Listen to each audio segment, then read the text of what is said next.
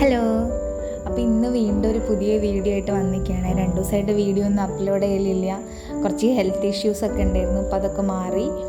സത്യം പറഞ്ഞാൽ ഇങ്ങനൊരു വീഡിയോ എടുക്കാൻ ഞാൻ ഇന്ന് ഒട്ടും പ്രിപ്പയർഡ് അല്ലായിരുന്നു കേട്ടോ. കാരണം ഇവർ സർപ്രൈസായിട്ട് ഇന്നിങ്ങനെ കുറേ സാധനങ്ങളൊക്കെ ആയിട്ട് വന്നതാണെന്ന് വീട്ടിലേക്ക്. ക്ലാസ്സിൻ്റെ സമയത്ത് തന്നെയാണ് ഇവർ വന്നത് കേട്ടോ.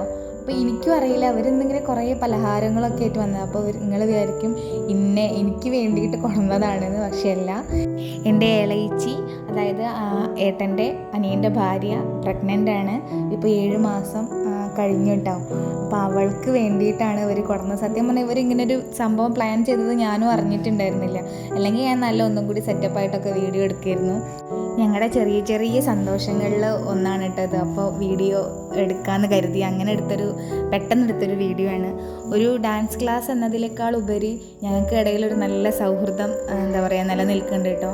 അതിൻ്റെയും കൂടി ഒരു സംഭവമാണിത്. ഞങ്ങൾ ഭയങ്കര ഫ്രണ്ട്സുമാണ്.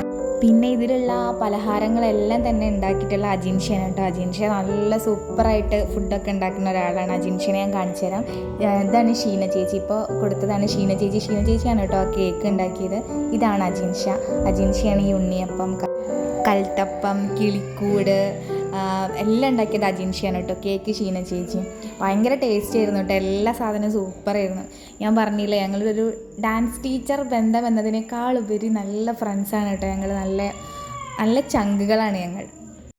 അപ്പോൾ ഇത്രയൊക്കെ തന്നെയുള്ളൂ ഇന്നത്തെ വീഡിയോ. അപ്പോൾ പിന്നെ കാണാം. ബൈ.